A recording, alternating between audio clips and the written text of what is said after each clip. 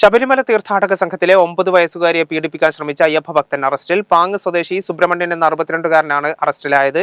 Child ലൈനിൽ നിന്ന് ലഭിച്ച പരാതിയുടെ അടിസ്ഥാനത്തിലാണ് കൊളത്തൂർ പോലീസ് പ്രതിയെ അറസ്റ്റ് ചെയ്തത്.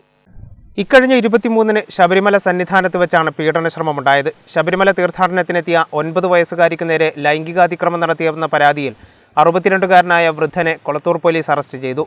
പാങ് സൗത്ത് സ്വദേശി നെല്ലാട്ടുവീട്ടിൽ സുബ്രഹ്മണ്യനെയാണ് അറസ്റ്റ് ചെയ്തത്. കുട്ടിയും രക്ഷിതാക്കളും ചൈൽഡ് ലൈനിൽ നൽകിയ പരാതിയുടെ അടിസ്ഥാനത്തിലാണ് അറസ്റ്റ്. 9കാരി ഉൾപ്പെട്ട അയ്യപ്പ ഭക്ത സംഘത്തിലാണ് പ്രതിയായ സുബ്രഹ്മണ്യനും ഉണ്ടായിരുന്നത്.